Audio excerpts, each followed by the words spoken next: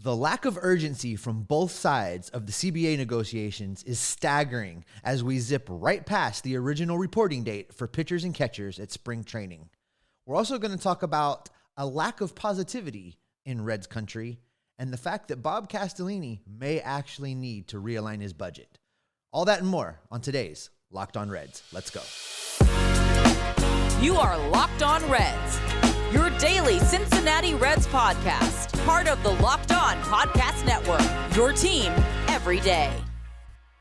Welcome into Locked On Reds. I'm your host, Jeff Carr, alongside Steve Offenbaker. We are the Reds fans who are addicts, and we love our Cincinnati Reds. We've turned our addiction into information for you each and every day, 3 times a week during the lockout here as we roll on through what has just been a long, drawn-out process. We're going to get into that and why the urgency isn't there and why we are confused by that, as well as an interesting development when it comes to Reds ownership. That's all coming up today. Thanks for making Locked On Reds your first listen of the day. We are free and available on all platforms as part of the Locked On Podcast Network, your team every day. All right, we have got a lot to talk about today because when you are looking at the wonderfulness that is this lockout, this CBA negotiation, and just how much fun we've been having, especially as baseball fans. In fact, baseball fans, we've had, I'm just kidding. Obviously, this is terrible. The sense of urgency is gone. What on earth are they doing? Why are the players and the owners meeting 3 times in the last 2 weeks? Today, Steve, they were supposed to be in Goodyear. Today, we were supposed to be seeing pictures of Luis Castillo and Sonny Gray, maybe, depending on if they were still a part of the team, Tyler Mahle. We were supposed to be seeing Hunter Green, everybody on the mound, warming up. Instead, we are wondering if we're going to see baseball in the next month and a half. What's going on here? I got to tell you, Jeff, I get it from an ownership standpoint. I understand why Major League Baseball's owners are trying to stay as radio silent as possible, and it's because they don't have a position to defend. The more they talk, the more their disingenuine approach is exposed. I get that. What I don't understand is these players right now. They have the opportunity to basically go for ownership's jugular. I would be in front of a camera every single day at 9 a.m. going, Rob, we're here. Where are you? Rob, we are ready to talk. We are ready to get a deal done. Where are you, Rob Manfred? I would do that every day. I would embarrass them. I would change the narrative, and I would finally make it impossible for this ownership group to try and pin it on the players. They have the ability to do this right now, and I don't understand why they're not doing it. Well, and don't you know, Smiley Rob, he was saying, oh, yeah, we're good. We're not postponing spring training and moving that back. No, there's nothing wrong here. We're all good. Business as usual. Even if they came to an agreement with that last ownership proposal on Saturday, which many reports were, the players left disheartened. The players left disappointed. The players weren't happy with what the owners gave them, although they weren't necessarily enraged by it like they have been in the past. I mean, the incremental progress here is like you need a microscope to see it because, all right, Rob Manfred said universal DH. Fine. Rob Manfred said no draft pick compensation. Fine. This is like looking at your house on fire and pulling the weeds out of your garden. This isn't fixing anything, and we are currently looking at opening day on March 31st like there's just no way. It feels inevitable, and I hate saying that because I don't want to see any delay in the season, especially for reasons that currently will have it delayed. Well, Jeff, as a person that has already gone to great lengths to make sure that I am at opening day, I am very, very disheartened because I agree with you on that take. But I'll tell you this, I think that Rob Manfred is actually going to have the audacity to come out to a camera here in the next few days and look straight into it and say, well, I was absolutely right. Spring training is starting on time. Right now, at every baseball complex in both Arizona and Florida, the future of the game is working hard to blah, blah, blah, blah, blah. Right. Meanwhile, he's trying to pull their jobs right out from under him. I really think that's the approach that they're going to take with this. Yeah, no, and you made the key point there that because there's reports that Major League Baseball is exploring more ways to effectively downsize the minor leagues, which we will be talking about on the next podcast as we welcome Doug Gray from RedsMinorLeagues.com in to react to that. I'm sure he's going to be very cordial and very happy to discuss that news. Yeah, probably no opinion at all.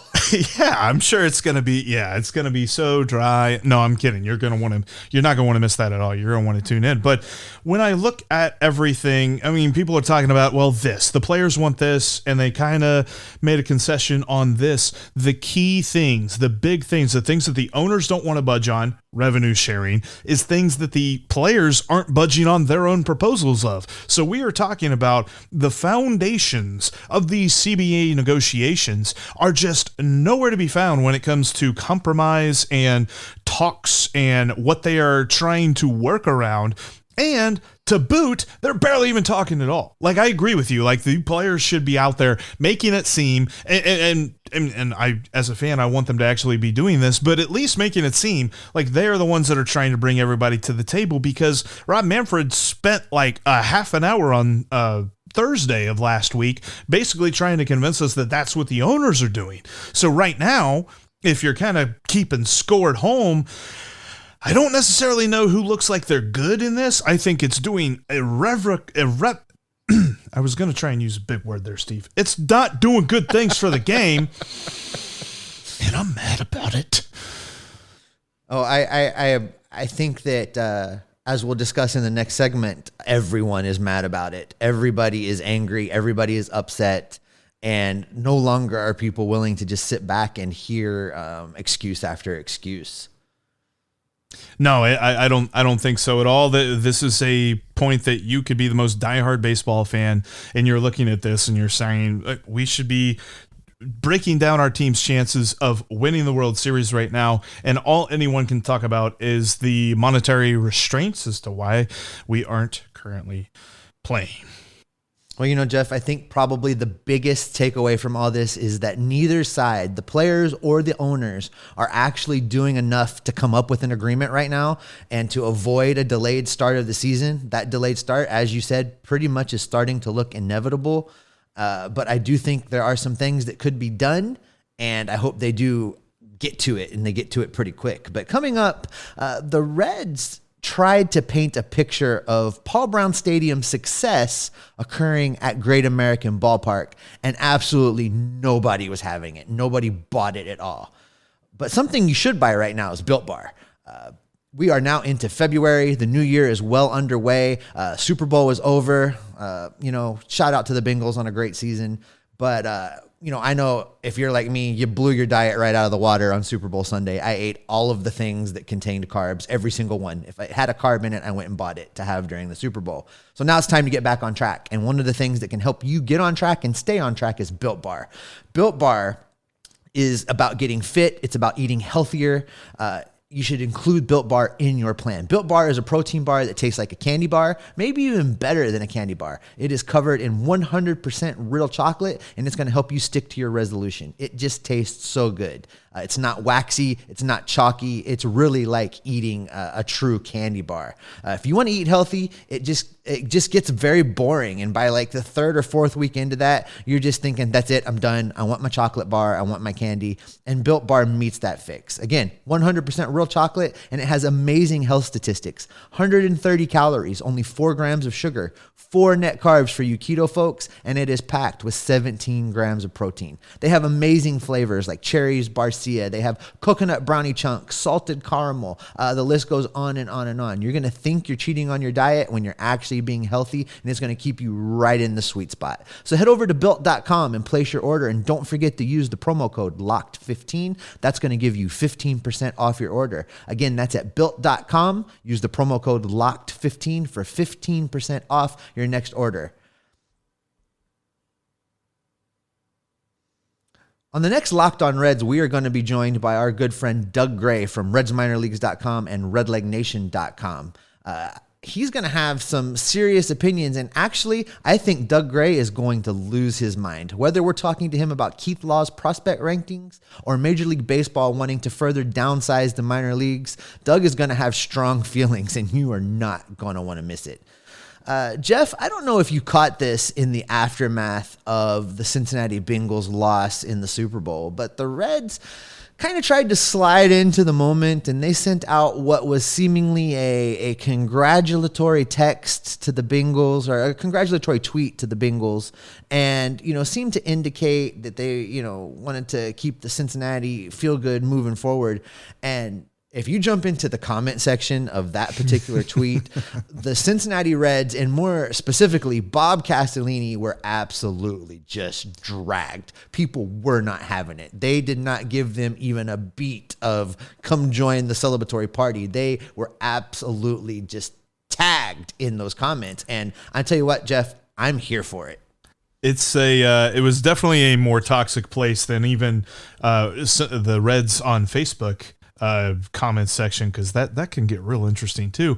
But I will say this too, there were a lot of funny tweets in there that acknowledged the fact that the person sending out that tweet was not Bob Castellini, but then they went into their spiel anyway. So that, I love those tweets too. It's just like, hey, by the way, I'm not mad at you, but can you get a message to Bob? It's like, yeah, no, the guy's tweeting it's not Bob. It ain't Phil. It ain't anybody in the ownership group. But that being said, the way that they kind of worded the tweet, I understand they kind of opened themselves up to it a little bit. I get it. I understand they were being congratulatory of their neighbor. They were trying to be, part of a good city that is Cincinnati sports and things like that. But at the end of the day, this was setting it up on a tee. This was the biggest, fattest spinning curveball, backup slider, whatever you want to call it, that the dude at the plate was absolutely ready for, and hit it over the Ohio River into Kentucky, because everyone knows that the wonderful general manager said a couple of months ago, we are realigning payroll to resources. And if you ever said anything that would get anyone less excited, I'd love to hear it, because that one, I think, takes the cake. I don't know what else you could say that would be more of a bummer when it comes to what the direction of the team is, unless they're just saying, hey, we decided we want to play cricket. Well, and they got abs. I mean, I can't emphasize enough just how much they got bludgeoned when they put this thing out there. And, I think for me, though, it really opened my eyes to the fact that there are a lot of people out there that feel even less positive about the direction things are going than I do. And I know you try to be the ray of positivity, and it is great, because it really helps keep me from just going off the deep end sometimes. But the more I read this thread, I'm like, wow, Reds country has finally had it. They are done. I mean, there wasn't even like the rare person sliding in to be like, come on, rah, guys, let's give them a chance. That was gone. There was nobody that was in there trying to even pretend to be positive. And I mean, at that point, you feel like the Reds should have rolled out an intern to be like, someone go say something nice, do something. But it was not happening. There was nothing but a sea of negativity, Jeff. And I don't think this is something that bringing back Nick Castellanos alone can fix. This is something that the Reds almost have to, maybe even more so to the extent that Dick Williams tried, to buy into wins, to try and get some guys in here. Bringing back Nick Castellanos will reinvigorate a lot of fans, guys like us, guys who are hardcore, and the gals who are at many, many games a year. But you're talking about the casual fan has no mental capacity to care about the Reds right now, because the Reds are not presenting themselves as something to be cared about. They keep saying different things, and they keep doing different things. The one that I couldn't get over the best, one of the best replies, and I didn't see the Twitter handle or anything to give that person a shout out, but one of the best replies was, are the Bengals about to give away one of their best players to a division rival in the offseason? Yeah. Reds country right now is not a place for positivity. Not at all. Not even a little bit. And, to your point, Jeff, the whole thing with Castellanos, I agree. It would go a long way. I mean, it would be a great start. But bringing back Nick Castellanos, and let's just say he gets, $20, $25 million a year, somewhere in that neighborhood. I'm I think thinking that's what it's going to take to sign him. If that's what it's going to take to sign him, and they do that, but then they turn around and trade Sonny Gray and Luis Castillo and Tyler Mahle and a couple other guys to get under it, they're worse off. And the payroll stays the same. And you said, oh, we brought back Nick, but he's going to be a great bright spot on a bottom feeder if they just continue to cut payroll to align their resources. Yeah, because if they do that, if they have to cut all of that pitching and they have to do that just to bring him back, they officially set themselves up as the LA Angels. And if you know anything about the Angels, they've got an amazing lineup. They've got an amazing player, two amazing players, actually, Shohei Ohtani and Mike Trout. It's just Trout was hurt for most of the year, so I kind of forgot about him for a second. But they've got those amazing guys. They've even got Anthony Rendon in their lineup. Great lineup. Can anyone name more than one pitcher on that team? I am not going to sit here and listen to your Mikey Bicep slander. I am not going to let All right.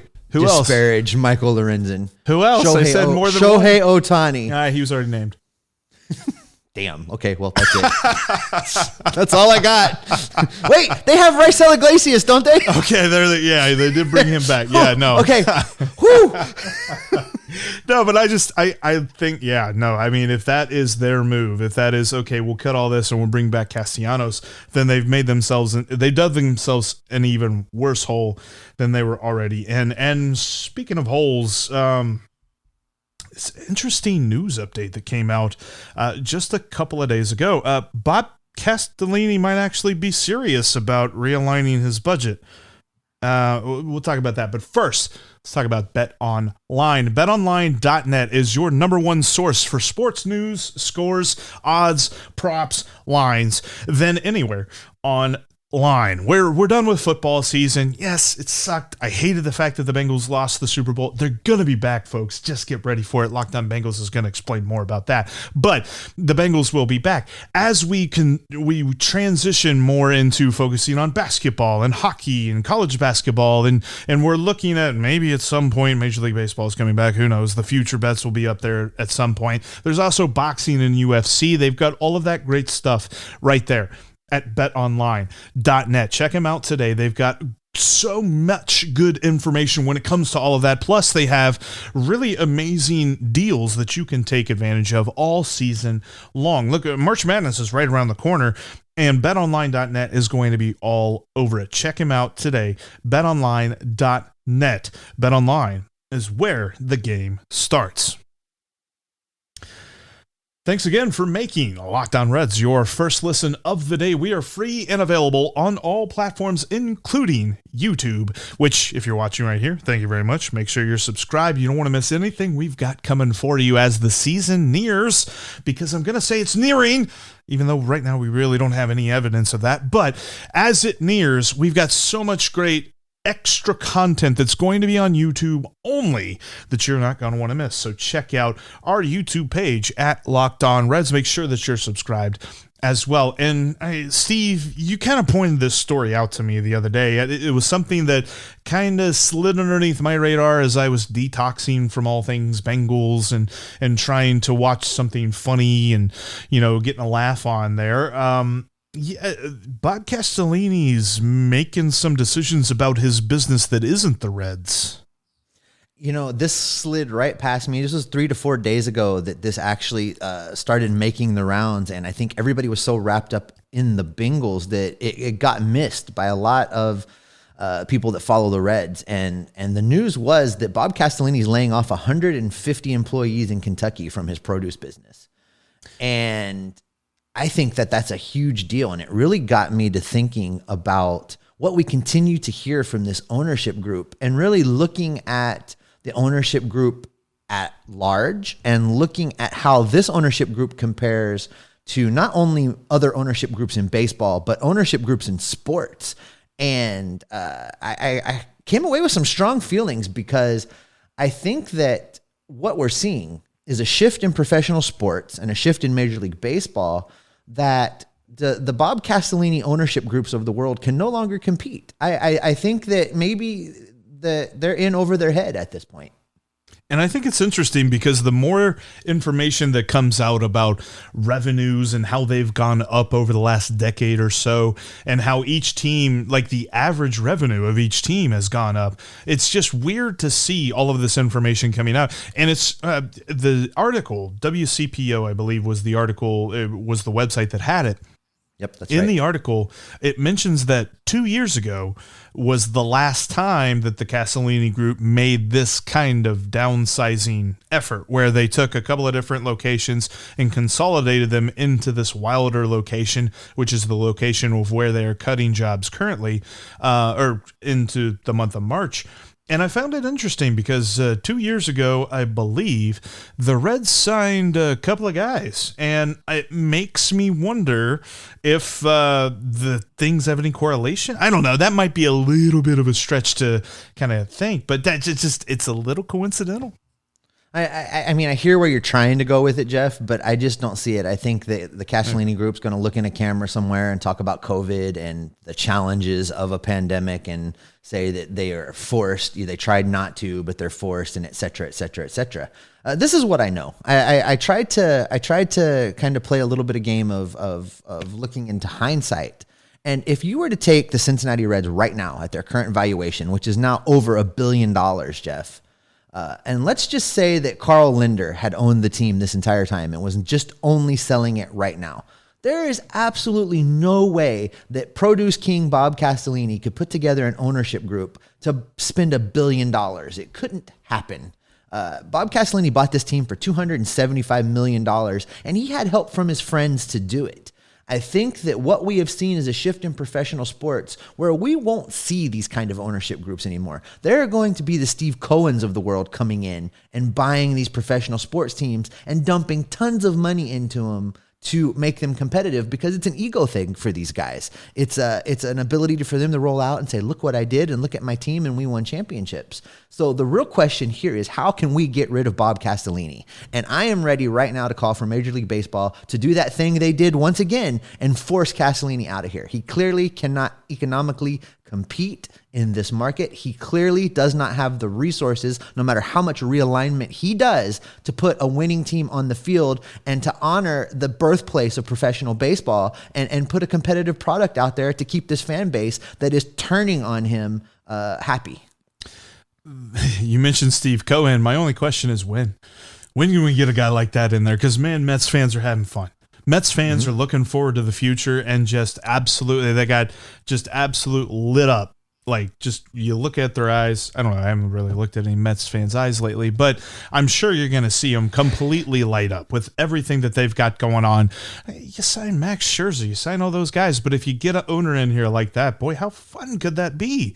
And you kind of look at the whole thing. Look, it's not to completely ignore what the Castellinis have done in getting the Reds to be a very big contributor to the Cincinnati community as a whole. The Reds have done absolutely phenomenal when it comes to reaching out to the underserved parts of the Cincinnati community and really doing a great job through the Reds Community Fund as well.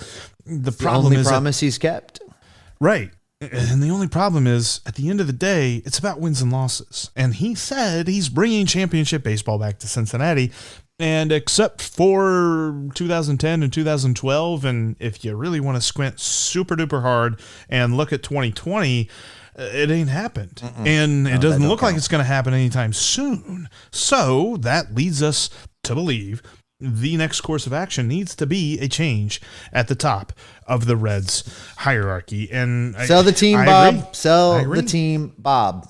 That's the only answer at this point. Sell the team, Bob. I agree. Well, listen, Jeff, I think that's probably where we should wrap it up today before I say something I can't take back.